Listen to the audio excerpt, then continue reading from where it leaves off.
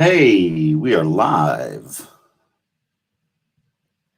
Hey, all you cool cats and kittens, right? That's current. What? Oh, what is that? Tiger King. Oh, is that what that was? That thing from the Did you Everything watch that? is kind of normal. Nope. Me neither. So that's something you should know about me is that I can just kind of absorb things through the ether, having never seen it once. And it's like on Jeopardy, like, oh, you swept that category about movies. I never saw any of those, but I do know, what it was about. But generally familiar with the conversation around them, and yeah. It's like, how did you know Tom Cruise had such a small part in Tropic Thunder? Like, well, that was kind of the whole thing, right? He played the super agent, and or he got sued. Just, Anyway, I'm you gonna ever have to seen take your Tropic word for Thunder? it. Have you ever seen Tropic Thunder? Oh yeah, no, I have. I mean, it's just. All right, let's do the thing. That's what the people want. A little baseball talk. And not just anything. Let's do the damn thing. Well, I like that. I like doing the damn thing. Here we go with the damn thing. Oh, I got to bring up my special banners. Check this out. Welcome in to the DNVR Rockies podcast presented by Strava Craft Coffee. You can use that promo code DNVR20. You'll get 20% off your entire purchase of the life-changing CBD infused coffee. I am your host, Drew Kreisman. Joining us, as always, more or less, is our guy, Patrick Lyons. Plenty of people here alongside us in the chat on Facebook, Twitch, Twitter, Periscope, YouTube, every place you can be. We are live right now. We're taking questions. We got a lot on our mind. We got to begin, though, with a question / I guess is really just a comment from somebody with just a phenomenal handle, Rammstein Savage. Du hast. German wrestling fan. Yeah. For if you don't know. No? Maybe? Rammstein? Yeah. Yeah, is that a band? Is it both the band and the wrestler? Did we just nail the crossover reference here? But he says, or she says, love you guys. Keep up the good work. Miss baseball. Thank you. Du We love hast you. Macho Man. If you're Rammstein Savage, you got to say Du hast Macho Man. That's correct. That's correct. We also miss baseball, and we appreciate that, and got a Du hast back, so we good to go. But what we've got to talk about today is unfortunately this mess. It's basically become a fight now. There's a battle going on between the players and the owners, and in the middle of this was released a set of guidelines from health experts reported on, at least as we saw it, by ESPN. That's kind of the list that I'll be using here as we have this conversation, and it's. I want to begin with one big caveat here at the front. And this was actually something we were going to have to approach one way or another, even if it was just with the next collective bargaining agreement. And Patrick and I were sort of softening the ground for that.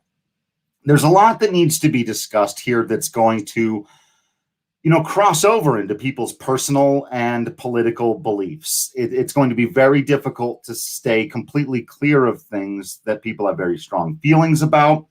And some of those may be very personal or political, like I said. And obviously, we're coming at this through the realm of, being baseball fans, wanting to see baseball, but also trying to do our best to tell every aspect of the story. And so, I just hope that we can navigate this in a professional way. And I really hope, and we've never really had this problem, but we've never had problems with our commenters or questions or people interacting in our comments. And I know that there are a lot of people that come from a very wide, set of beliefs, but let's make sure to keep it that way. Let's not at any point let this devolve into, if you are suggesting baseball should come back under X circumstances, that you're a Y or anything beyond, you know what I mean? Let's really, I think we're going to do our best to keep it above board in those terms. And we hope everyone else can as we go along here. Patrick, what are just sort of your opening thoughts on this before we get into Nolan Arenado's most recent comments, where he was asked about some things some players have said, some of the things that some owners have said. What do you think are sort of your key points to keep in mind as we proceed through this conversation? I think the conversation is one in which it's a no-win scenario for the owners or the players. You've got millionaires squabbling with billionaires. There's 30% of the population right now in America is out of work. People are trying to figure out how to pay their bills, how to stay above the water, how to make sure that their children are being taken care of and receiving the education. And what does it mean if they miss out on a year's worth of education going forward, regardless of the fact that all their peers will have lost out on a year too? There's just a general worry about our well-being and our family's well-being, and the fact that there still is very much a life or death scenario out there when it comes to this pandemic and this disease.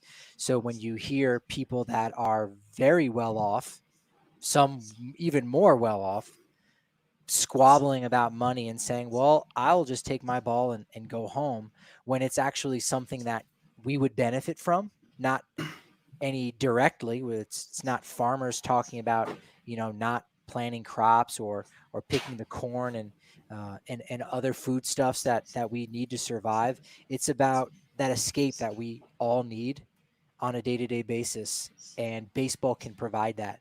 And if they walk away because they don't know how to divvy up billions of dollars, well, we as the public and we as employees and as journalists, Drew, we end up suffering because of it. So it's very easily, you can feel the negativity and the vitriol really starting to build as we kind of get through this. So you hope they just find a solution and we never have to deal with what if or who's more wrong or who's taking advantage of who, because we know that has gone on in the history of baseball, unlike any of the other sports, with owners really putting the clamp down on players' salaries and not allowing them to move from various organizations and the reserve clause. And there's so many moving pieces, but to the public, it's, look, you guys should have nothing to worry about.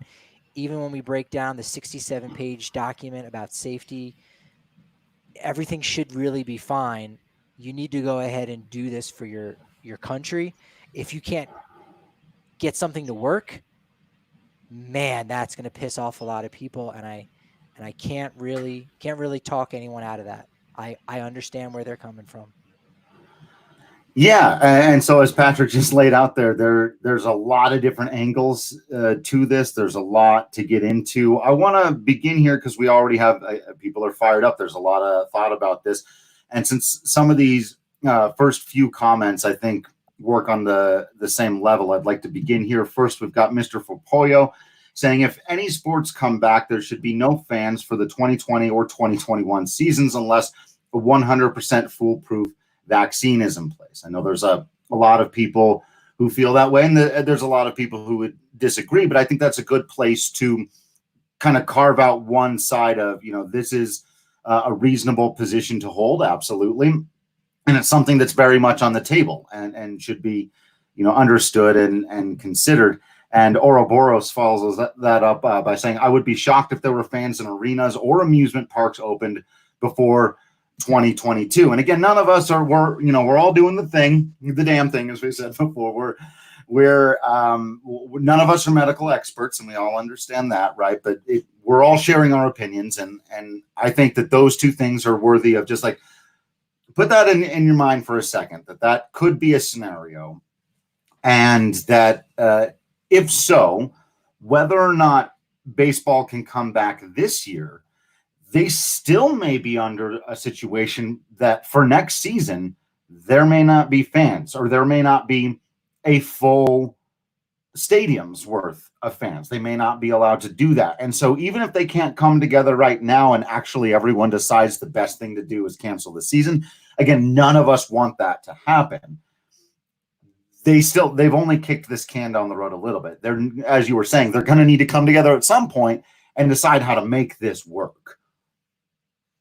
Yeah, it seems like it's going to be an uphill battle just because of the history involved between the two sides, the Players Association and Major League Baseball. I was listening to something recently about the difference between the NBA Players Association and the NBA, how they've worked together. Like they're a team. The commissioner Adam Silver, even got on a conference call with some of the top players, and the players were saying, thank you for what you're doing. We support you entirely. You know what's going on. We're all on the same team. We're all on the same page. And yet, when it comes to baseball, because of this history and because of the future that's coming up at the end of the 2021 season, there are those moving pieces that you say, well, look, if we can alter salaries based on revenue sharing, well, that can very well lead to a permanent salary cap, because there's a relationship between revenues and salary caps like the other three major sports have. So there's just so much that goes into it. And, it's what's interesting about those comments. Thank you, Master for Pollo and Ouroboros, is this idea of like, okay, we're not going to have sports where people can come to the stadium potentially. Baseball has an opportunity here, and again, I'm just spitballing this off the top of my head. What if baseball were to come back again with no fans, and if baseball were the one, not the government, not scientists, but if baseball were the one who said, look, if you want to come see these games in 2021, here is what you need to do. If you want to come into one of our stadiums, you need to do X, Y, and Z. And they become the standard for what's considered the proper safety protocol. Then society goes, well, wait a minute. Now this impacts me in a way unlike any other. I can go to the grocery store and kind of, go at certain times and maybe not have too many interactions with people, maybe not wear a mask, maybe not wear gloves. You can get by on different, depending on your political beliefs, things of that nature. You can navigate in your own world to try to survive both mentally and quite literally, physically. But if the sports, right, Major League Baseball could lead that way and say, look, if you want to come to our games, here's what you need to do. Now people go, well, hold on, wait a minute. I really want to go to one of these games. And while I might lean this way politically or lean that way politically, if I want to go to a game, I need to come outside my safe zone. I need to come outside my comfort zone. And then you start to see people saying, well, you know what? Maybe I do need to adopt these safety measures when I'm at home, because if I don't do it when I'm at Coors Field, they're not going to allow me in. And that maybe starts the process. When the pandemic started, we saw these graphs and charts of here's how long it might take if it doesn't go well. And I think it's actually now even gone beyond that. And here's what it could look like if things go great. Well, things have not gone great. Now we're saying, all right, it very easily could be 2021, 2022. If you want to go outside the country on an international flight and see the world, you're going to have to wait maybe to 2023 at the earliest. Well, maybe Major League Baseball and the other sports, they step in somehow. And again, they create some kind of parameters for people to come out to these games, and now people adopt it. And now we really reduce the hump, if you will. I believe that's the phrase we've all been saying. The curve. Again, I'm trying to stay politically correct for anyone that may have issues with certain terminology, but that could start the process in us healing as a society, because now we're really talking about something that we want, not something we need, but it's something that we want, and people want their sports back, and they want Major League Baseball. They do, and they want to be able to drink their Breck's 15-can sampler, which they can do that, but they like to be able to do it out at a game or while watching a game. The Mile High Copper, by the way, perfect summer beer for watching a game. So really too bad you can't be throwing that down while watching the game. You can get it, though, and if you want to get some great food going on the farmhouse there, Breckenridge Brewery, use that promo code DNVR. You'll get $5 off. Pretty sweet deal. So yeah, and I agree with you, man. Like, look, that'd be neat. Is what if Major League Baseball was able to provide that kind of leadership and really, well, yeah, lead in this way, I think it would be incredible. And in fact, I think it could work exactly the way you've just described. I just don't see them independently doing it. I unfortunately, anyone who listens to this podcast regularly knows I, at this moment in time, do not have a great deal of faith in the leadership of Rod Manfred or the rest of the ownership group in Major League Baseball right now. It's funny, to open up that can of worms, but I'm often asked, like, don't you think Dick Monfort's one of the worst owners in baseball? And I'm just go like, I don't think that highly of too many of the. I don't know exactly what curve we're grading on here. So let's, I typically don't take their side, and I think people know that as well. But when it comes to issues like this, it's one thing to say, hey, we all want to have baseball. Maybe we could lead this way, but I don't have faith in their leadership, and everything that we've seen from them and from most players who've been vocal. So we haven't really gotten into the list. Let me see if I can bring it up here real quick. Most of you are familiar with what we're talking about, the guidelines that most famously included not being able to spit or hug or fist bump, limiting or eliminating showers after games, not being able to go out to restaurants, not having bottles of water or Gatorade like out on the field, trying to stay 6 feet apart in the dugout, which is not possible.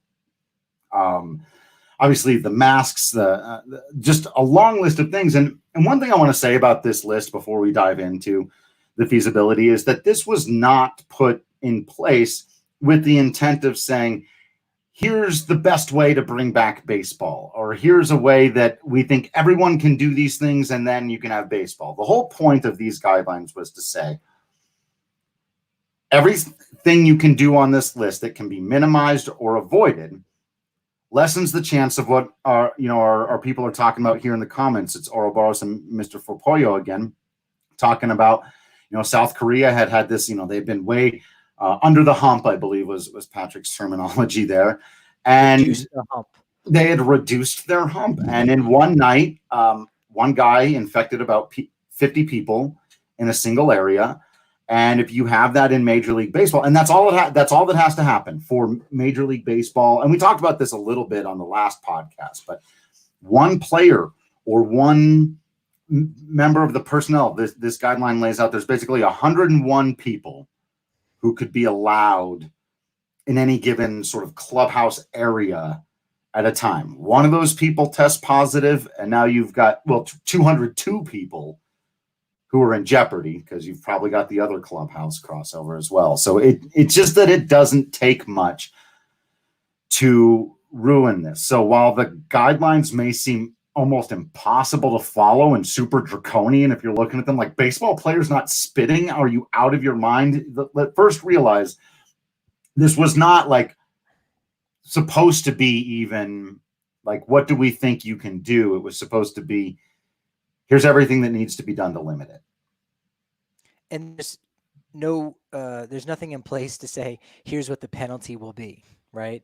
So, because South Korea has the exact same thing. And when I was watching a game last week, the starting pitcher, it was Orestes Despaigne, he would spit every 3 seconds. And I was like, whoa, I thought that wasn't allowed. And it wasn't, but ultimately at the end of the day, I guess someone maybe pulls him aside at the end of the game or something like that. He's in his groove, and that's fine. It is what it is. But again, I think, I don't watch baseball to watch guys spit or to chew sunflower seeds or to drink water or mix their own, personal water, as this document said, prepared sports drink bottles. No, I go for the game. But if the players can, again, just be safer for themselves too. No, we want the players to come back, but we don't want them to come back at the risk of catching something and then giving it to their family. Of course not. We would hate to hear something like that. And to think that, if only there were some rules in place that would have prevented it, it could have been stopped. Well, that's what this is. These are, restrictions and suggestions for them to not do certain things. And again, kind of going back to what we were talking about before about baseball being a leader, I think these safety protocols is them being a leader, right? Now they're not a leader in the sense that they've got independent panels doing all this kinds of scientific studies, but they are listening to the experts and saying, okay, you know what? We're going to come up with 67 pages of what you can and cannot do out of the normal every day, right? Where meals are going to be prepared for them specifically. They're not just going to be able to go into a buffet and say, you know, I'm going to have a little bit more of this. Rockies, they just revamped their clubhouse last year and they have this amazing chef in there doing some amazing things. Well, guys are just going to have to place an order. Done deal. That's it. So there's these protocols, you know, really is an example of Major League Baseball kind of leading by example, and not because they want to be a leader, not because they're making this big grandiose statement. It's just because that's sometimes the role that sports can be, right? Baseball did it Right. with Jackie Robinson. They did it after 9/11, and the NBA did it on March 11th. Guys came Right. out to the court and then they just shut it down. And it wasn't because the NBA in particular, they were leaders. It was because that was just where they were at in that place and time. And for whatever reason, baseball has been in that place and in that time to be the first and to be leaders. And I think, you know, it could be the NFL. Maybe the NFL is the one that says, all right, we're going to play behind closed doors. And our hope is that maybe by the final month of the season, we're going to be able to welcome back season ticket holders. But here's what you got to do, season ticket holders, X, Y, and Z. I And for the love next, this. You've and for the so next, twisted me yeah, on this. I love this yeah. idea. And for 2 or 3 months, now those season ticket holders have to think, crap, I really want to go to those games and I'm going to have to do that. And then they walk around and they see people wearing masks and they walk around and start to really consider the impact that they have on the people around them, right? In their world. And now they reflect and they look within themselves and say, you know what? I'll make that sacrifice on my freedom, when really by making that sacrifice, you actually get something else. You become more free. You have more options. By taking one step back, you now can have 2 steps forward. And so maybe football is that sport. But I think, you know, just because of how it's played out, and we're frankly a baseball podcast, that's the sport that we love the most. Maybe baseball is that sport that once again lifts our society back up into normalcy. Now you're turning me around on this. I'd love to see him do it. And you're right that this original set of guidelines here suggests they can do it. And because I know that everyone involved really does want to get back out there and play baseball, and that is in everyone's best interest. The players, the owners, the commissioner, and most of the fans. They have the one giant risk hanging over the fact, if you are going to be first, you cannot screw this up.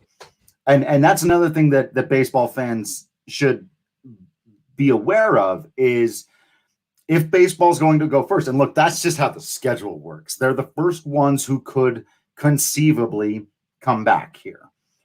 And if they're going to do so, the responsibility is 100% on the commissioner, the owners, every player, and every personnel who gets to be there. And if that ends up including us in the media, which seems like it may not, which would be weird, but whoever gets to be there, that is an extraordinary responsibility for our entire society. Because as Ouroboros and Mr. Pollo pointed out, it takes one person to not follow the guidelines, get sick, and shut the whole thing down. And then no more baseball season, and then maybe no NFL season, because now the NFL's worried, well, great, we're going to do the same thing. You know, how can we look at all of the precautions baseball said they were going to put into place, but 5 guys went out and ignored them and went out to a club one night, and now everyone's sick. And dudes go out to clubs. Like, not all of these professional athletes are the most responsible people in the world. Some of them are.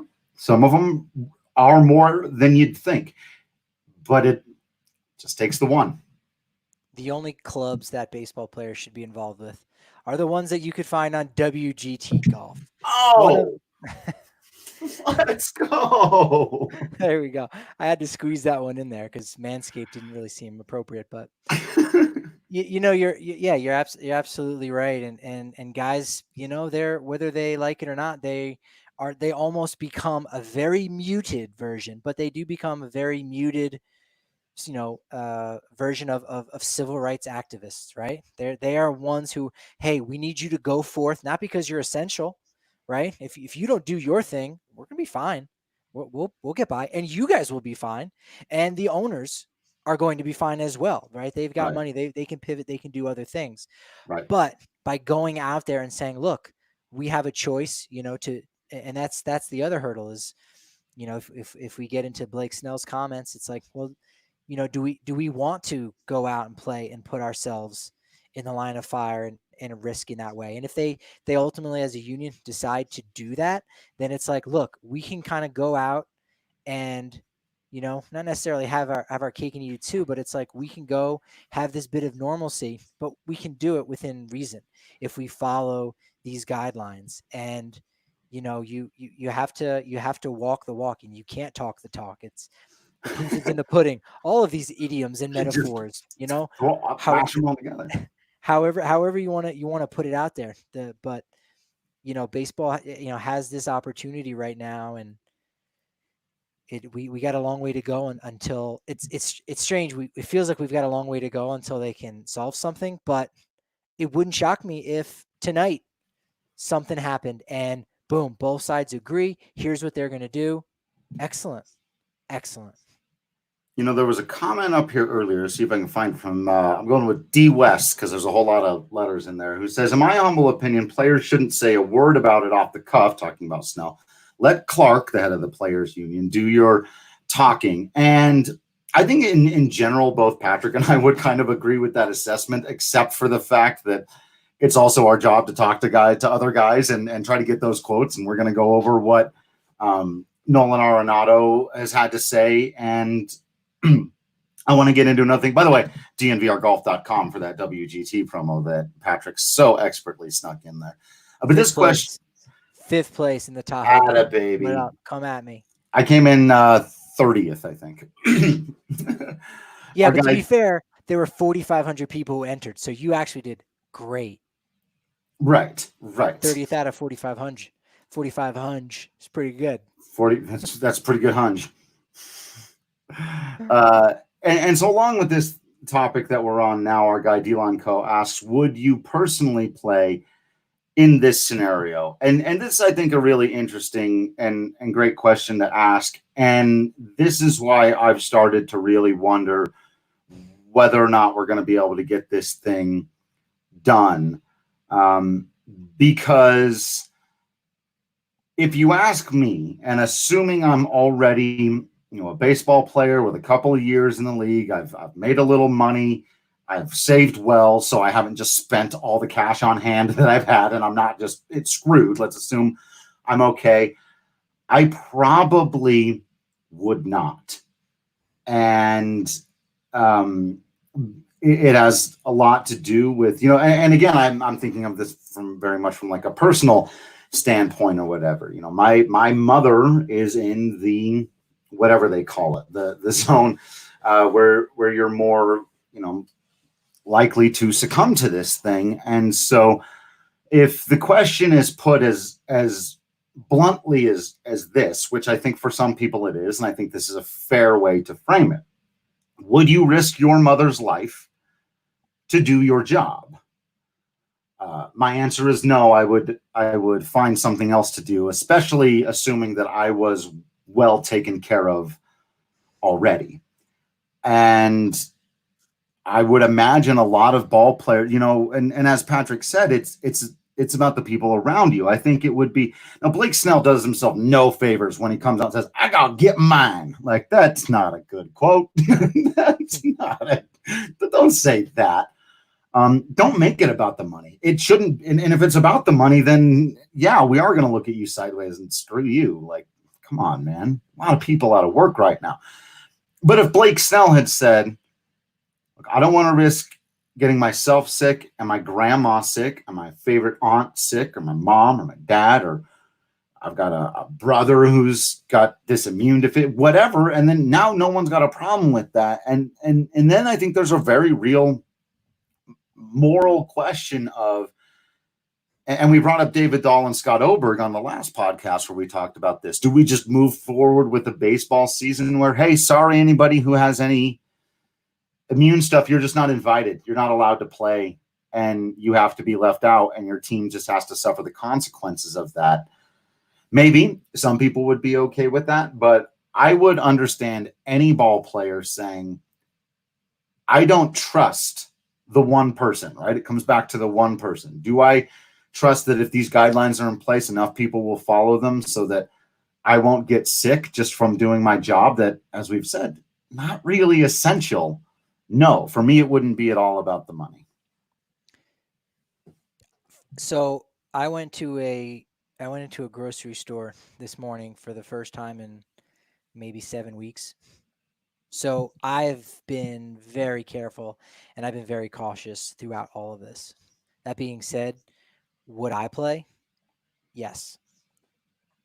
Now that comes with a caveat. I would talk with my team representative. I would talk with Tony Clark and say, okay, what I would want to know every scenario but then what if of every scenario, because if there is a guy in my locker room that, I have a reason to not trust him because I caught wind that he did go to the club and not the WGT golf club, but I know that he's doing something that's going to jeopardize me.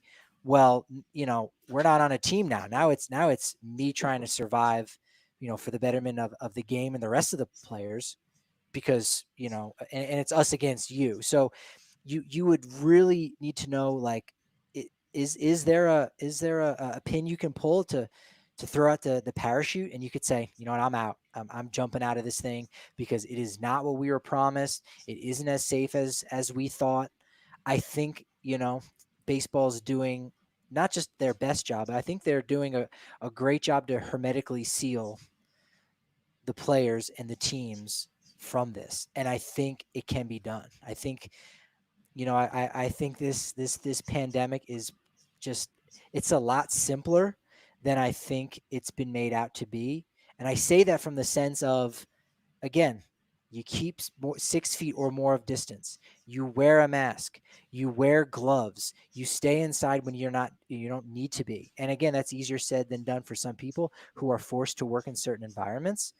But if you simply do those things, you are not going to have germs around you.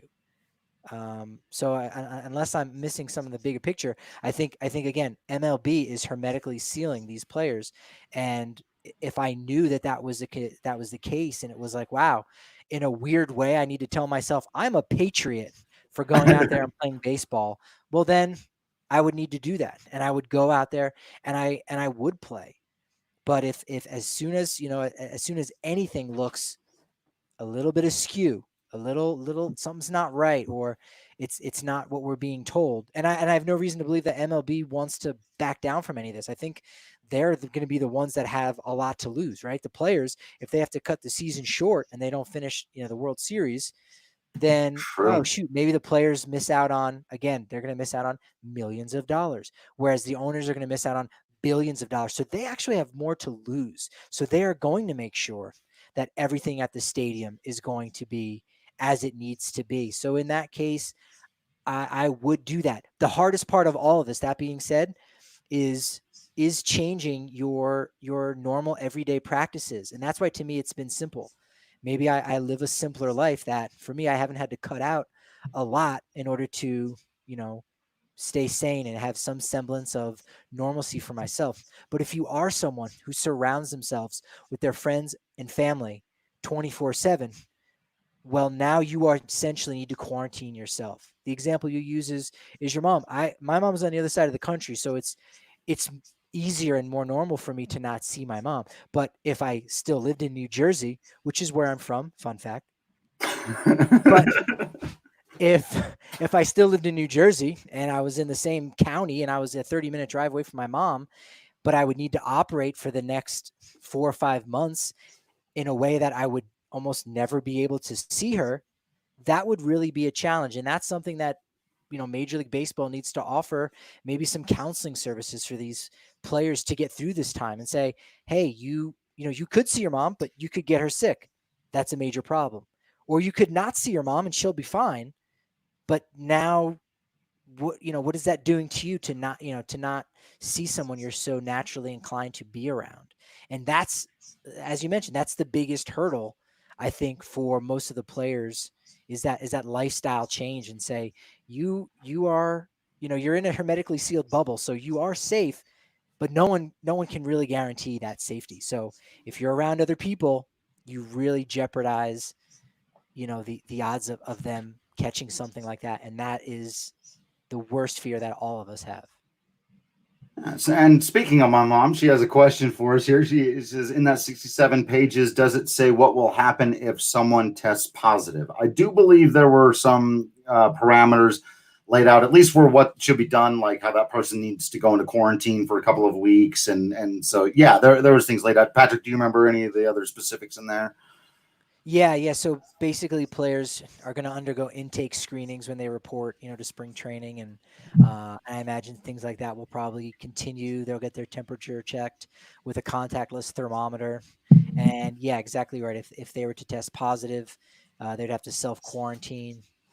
Get whatever treatment they needed, and so again, that goes for everybody there. So if press were allowed, I imagine we would undergo those exact same things. Granted, we might not really come in contact with the players, certainly not like we did before. We know that, but even in a, Bud Black is essentially in the dugout on the top step. We're standing in the front row, lobbing questions at him. I mean, hey, that's something could happen there. So we need to make sure that the press is kind of getting checked out. So, Right. and that probably means either one, only one of us is going to be allowed to go. Not sure. Again, that really is like the least of our worries. But they're thinking of all these parameters, and really once things going, it wouldn't shock me if if these games are actually going to be held in the home cities of the teams, that by the second month of the season, things are still changing. And Drew, I don't think you were on this text that we got from Rocky's PR, but make sure this, that, or hey, no facial hairs allowed. Make sure Screw to that whole thing. make sure you really clean up your Manscaped buzzer, and then bring it upstairs and take care of all of that. Whatever it is, I think it could constantly be changing, because ultimately, safety is the number one priority. So they're going to continue to do those tests. They're going to use saliva. They use oral and nasal swabs at times, blood samples, to test for those antibodies. So it's a lot of hurdles, but there's a lot at stake here, at least financially, and for the public, mentally, for those of us that love watching the games or love doing our job within the game of baseball. It serves a wonderful, wonderful purpose, and we're starting to see that, particularly with the KBO and UFC the last 2 weekends. Horse racing's been back at a couple different locations. So it's the one thing that brings us together. It's the one thing that helps pass time, and again, baseball has that opportunity to really help us during this incredibly painful time in our world. Well, if they do decree that you got to get rid of all that body hair, then you get the perfect package 3.0 kit from our guys at Manscaped. The lawnmower is water resistant. It's got a cordless trimmer. It's got that little LED light on there, which I'm telling you is going to make a world of difference. Absolutely gets the job done. Nicks and cuts and things like that, which you really don't want in your downstairs area. That's a thing of the past. Plus, if you order this package, if I may, you get all kinds of cool, good, smelly stuff. It's my favorite part of the whole situation. You get some shower gels, you get some ball deodorant, you get a little spritzer, you get yourself fresh and clean, and you feel good. Could be a sponsor for a marble racing league, Mr. Pollo. Why not? Why would you got to keep your marbles smooth as glass, and you can do that with Manscaped and the Lawnmower 3.0. So use that code DNVR20 at manscaped.com. You'll get 20% off. Plus, you will get free shipping and a really cool like travel bag thing that comes with it. It's a great deal. You're gonna enjoy it. And whoever ends up having to go down near the nether regions is also going to enjoy it. And anyone who's ever played rugby will know sometimes you end up down there near those nether regions. I would imagine 80% of the Colorado Raptors are manscaped. You got to be. Lowers wind resistance. And again, you're going to be down there. Let's get some of the spritz. Spritz it up, boys. Spritz it up. But if you want to know beyond the manscaping abilities of these guys, you want to learn about their abilities out there on the pitch, right? They play on the pitch. That's got to be correct. I'm learning. Yeah. Our guy Colton Strickler's got you covered. Check out the DNVR Raptors podcast as soon as you're done listening to this. You will learn things. And join us for the DNVR watches, typically on the weekends, watching rugby. I've been learning things. I've been enjoying the play-by-play commentary quite a bit. And really just sports. Sports are good. Having sports is better than not having sports. And the Colorado Raptors are a super fun rugby team. We can't wait till they're back out there playing. As Patrick has said, if baseball models things and does some stuff right, maybe we can all be back out at Infinity Park before too long, because it's a gorgeous place to take in a little bit of rugby. Yeah, you'll see some of that this weekend as we watch them take on the Houston SaberCats. It's a good name. SaberCats. That's a good name. That's good stuff, man. Rugby is so much fun. The team names are great. The players are all hosses. I like trying to figure out what each guy's WWE gimmick would be. Oh yeah. So that guy is built like a bowling ball. The bowling ball. No, we'll work on it. We'll workshop. Yeah, just bowling ball, not the bowling ball. That's stupid, Drew. Right. Guy, it was right there. Now you got something. Yeah. Very clearly. All right, let's jump into something I mentioned a while ago here, but the kind of other hurdle beyond all of the health issues and the guidelines and should baseball come back and what will it look like if it does is, of course, the big looming question of who gonna get paid what. And it's no one's favorite topic of conversation right now because, as Patrick said, it's billionaires arguing with millionaires. And it always feels like the opening salvo of these conversations on both sides is just the worst. It's always like Blake Snell. I can't remember which owner it was that came out and said some nonsense about how okay, let's back it up real quick. So everyone knows where we're at, and I'll build back up to the owner quote. I'll try my best not to forget it. I'm just leaving it hanging out there.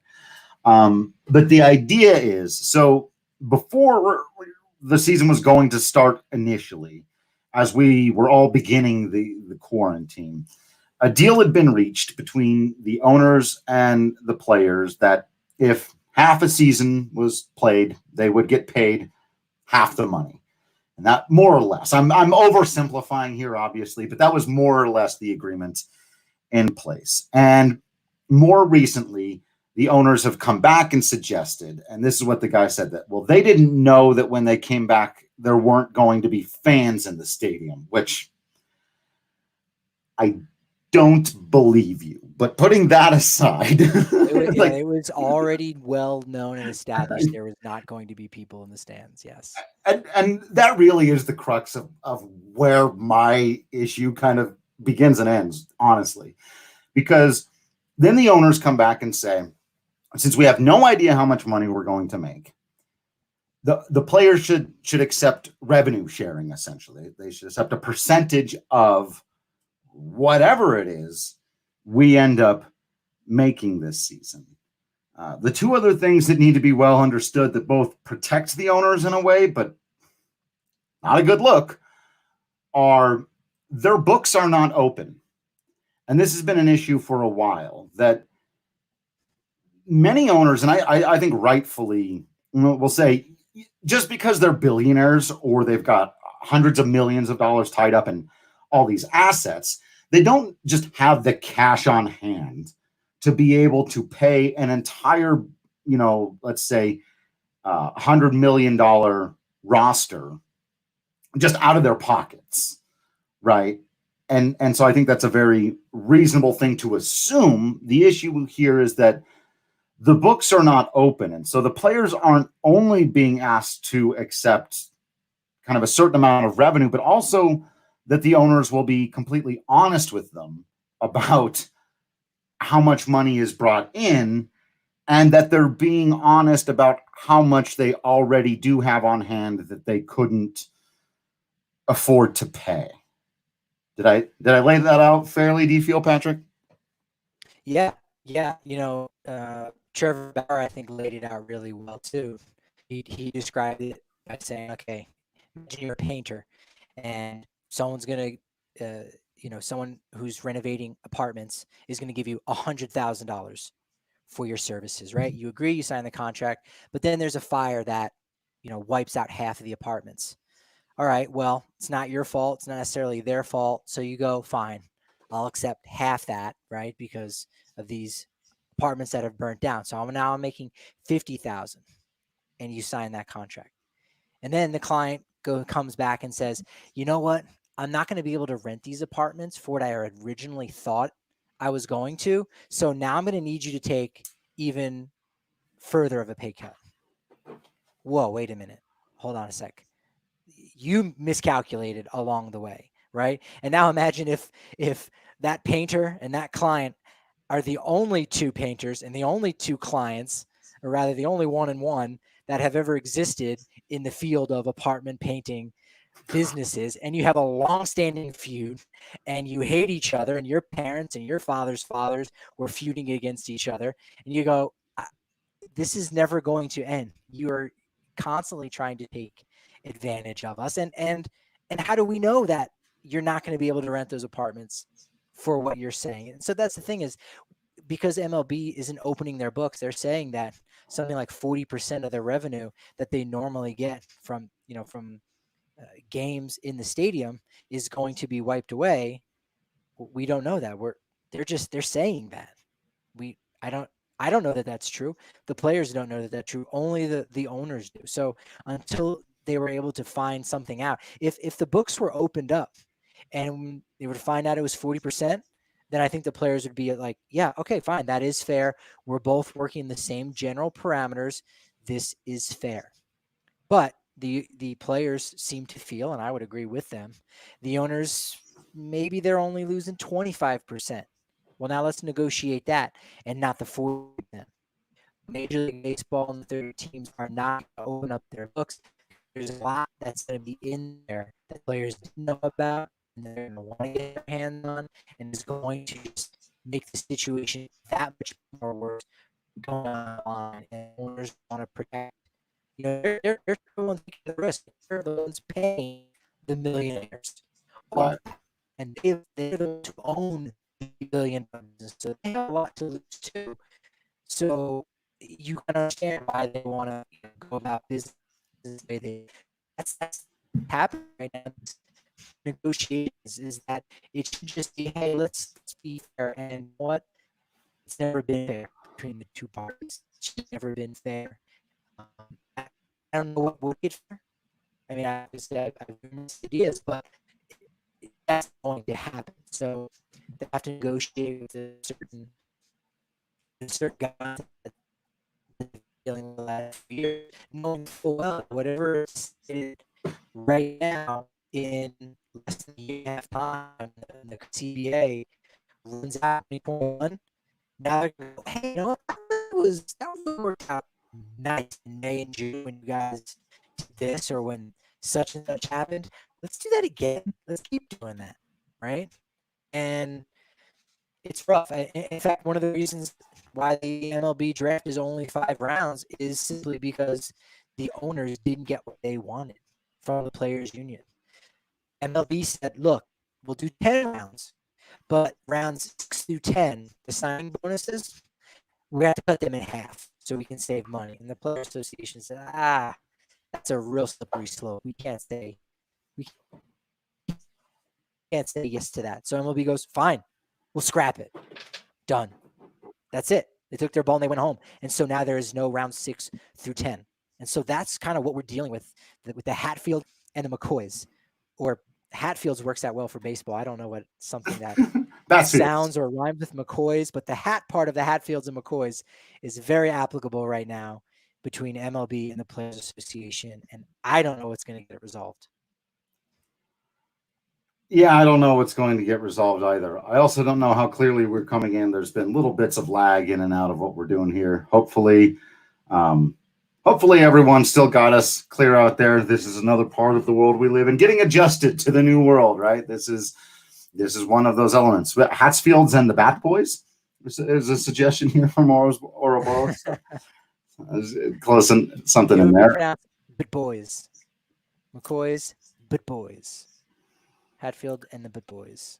And the Boys. Well, not knowing how well the technology is going to hold up, let me do one You're fine last on my end. element here. Okay, it sounds like you were lagging out a little bit there during that last bit. I caught most of it. It sounded brilliant to me. I mean, just really killer analysis, if you ask me.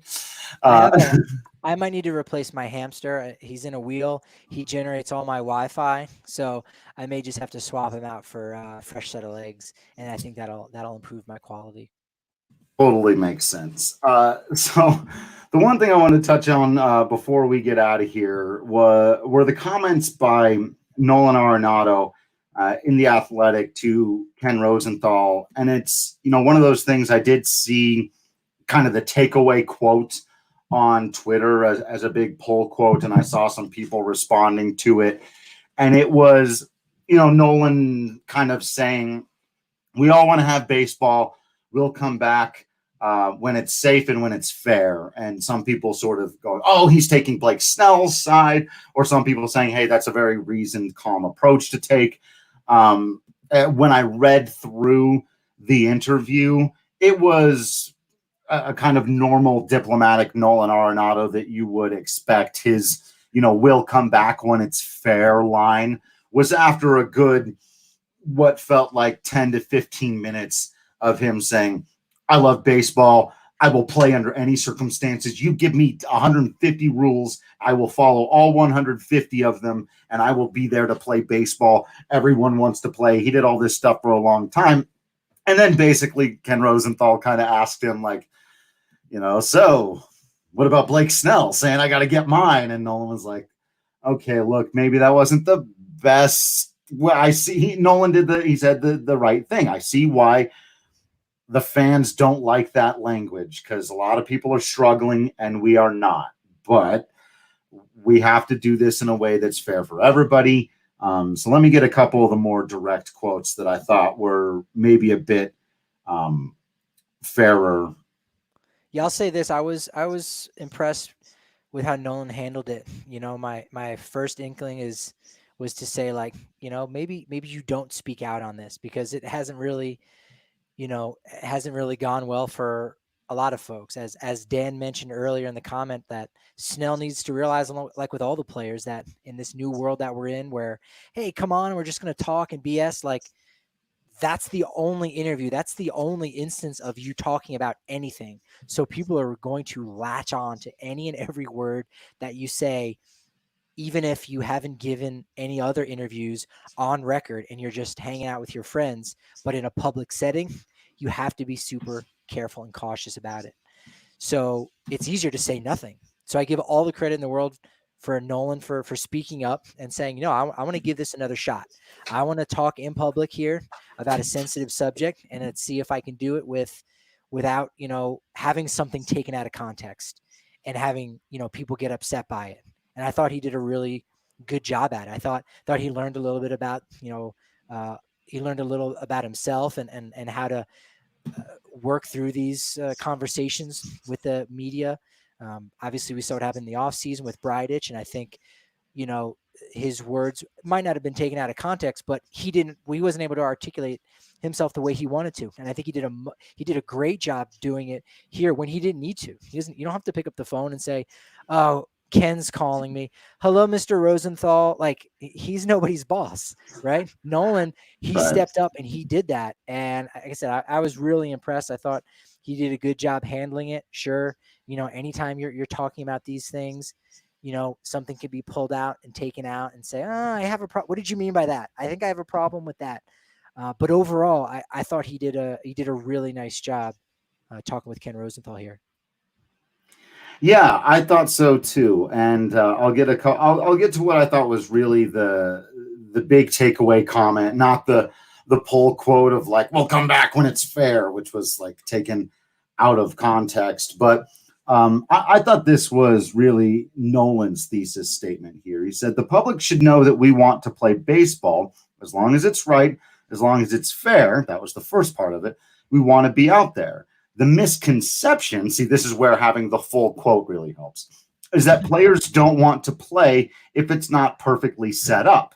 That's not the case. We understand nothing is going to be perfect this year. And I know some people think they just want to play, or they just want to play only if they get all their money.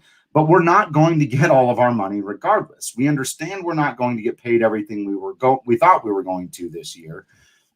But we still want to be able to go out there and earn our contracts and put on a show for the fans. It's important for us to play. It's important for free agency and everything. The players understand that. But he also, and this is the other part, says it's pretty sad now what's going on in our country. It would be great to bring joy. And I think baseball is a great sport to do that. Ultimately agreeing with the underlying premise that the country kind of needs baseball and that the players aren't out there being sticks in the mud over the difference between $3 million and $1 million. That this is about making sure that you don't just, the owners can't just have all of the say all of the time. That can't be how it works. And it is the sad reality of being a player in a situation like this is that the only thing you have as leverage to not just get walked all over is to not play. At some point, you may agree with the owners at this point that they should take a third. So any guy who's making $3 million should take $1 million this year. Come on, you're still getting $1 million. What about 10%?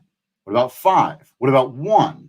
Where do you draw the line? And what stops there? There's nothing that stops the owners from doing any of that other than the players collectively getting together and say, this is the only leverage we have is to play or not play.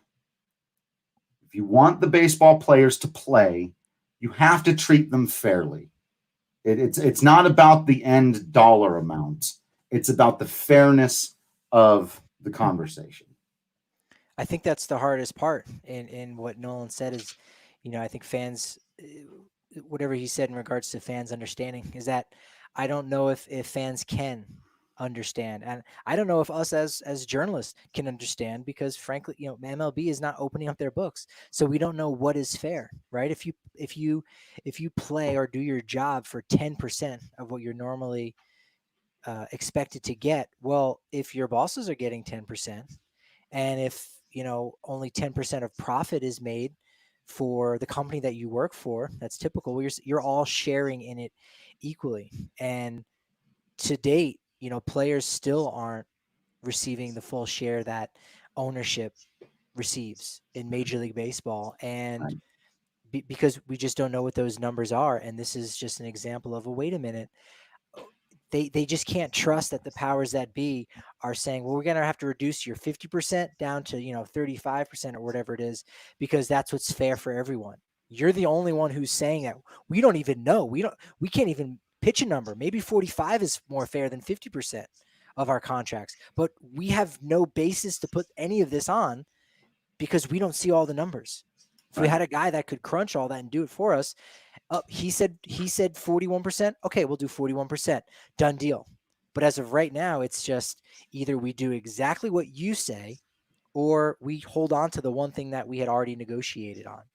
Because that maybe it's not fair for you right now, but it hasn't been fair for us in the players union for a long time. Right. And that's the hardest part, I think, for anyone to really understand. So again, I think Nolan did a good job, and you reading everything in its entirety, in its context, I think, makes it clear that like he wants to come back. You could understand how a guy making league minimum wants to come back because it's like, hey, this is an opportunity to show my bosses how loyal I am. I'm a loyal guy. You want to keep me around because I've got a lot to lose because my career could be over in a second because maybe I rub someone the wrong way or something happens and then I don't get another shot because who am I? What have I proven? Right. Nolan Arenado, he could retire today and he's got enough money in his life to live really happily. Right. But he loves the game of baseball. Right. He is a baseball rat. He loves the game. He wants to act. He Oh no.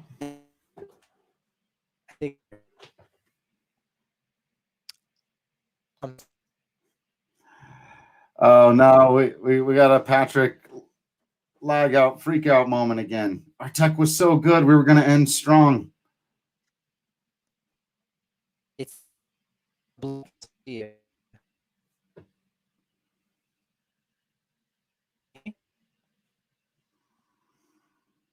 The Wi-Fi hamster has done terribly. Okay.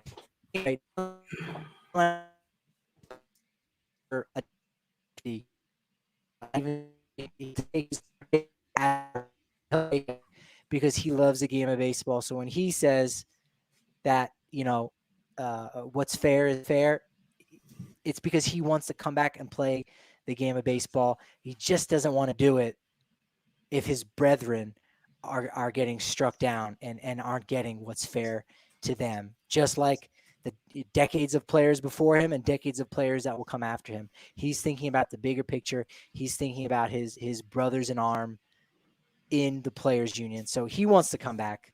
So if hearing it from somebody else, you might go, yeah, but you're making this much money. We know how badly Nolan Arenado loves this game of baseball. So you can't take those words out of context with him and try to use that against him because he would come back. He'd come back for just a fraction of what he's making. 100%. All right. I think we got to cut our losses. That's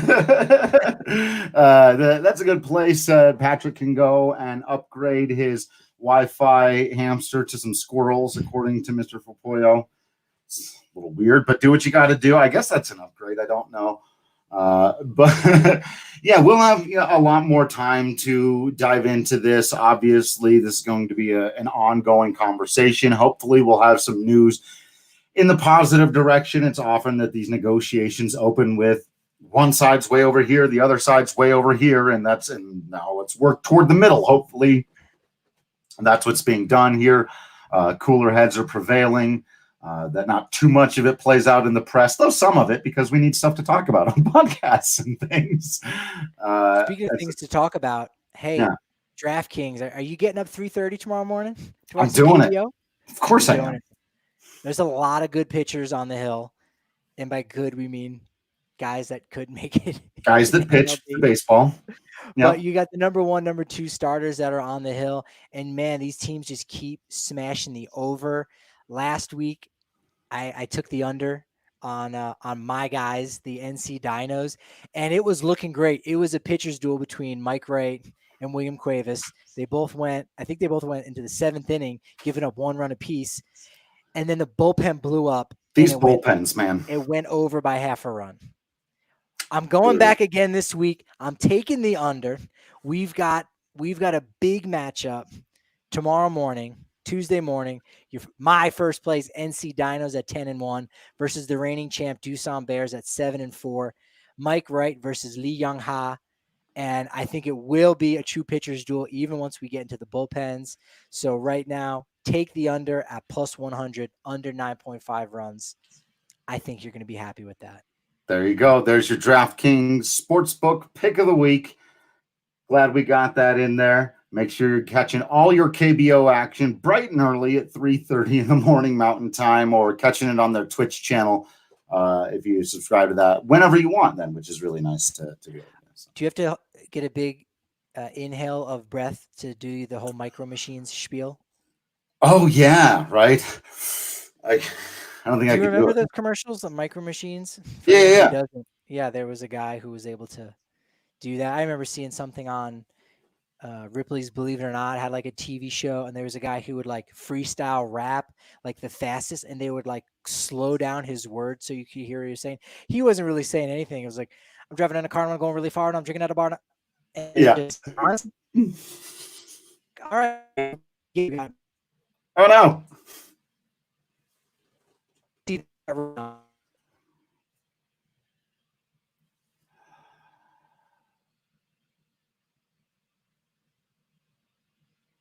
All right. We broke Patrick again. Let's get out of here. Let's sign off on this thing. This crazy podcast internet situation. At least, I mean, we've been doing this for a while and hadn't had as many issues as we ended up having today. So I guess we were due for one. Thanks, everyone, for hanging out, asking questions, doing the thing, whether it's on Twitch or Facebook or Twitter, Periscope, the YouTubes. Make sure you're subscribed to the DNVR.com. Make sure you get yourself some cool merchandise. And you just stay up to date with us. We'll have all of the latest on the players, the owners, when we think we might get some baseball back, what that's going to look like. And we are gearing up for massive, frankly, over-the-top, in-depth coverage of the draft. We're going to go crazy with that thing. I'm already looking at player videos. So be ready to join us for that on June 10th. Other than that, can simply say thank you all for continuing to be absolutely awesome. We will continue to be absolutely Patrick Lyons and Drew Creasman. And until next time, we will see you at the ballpark.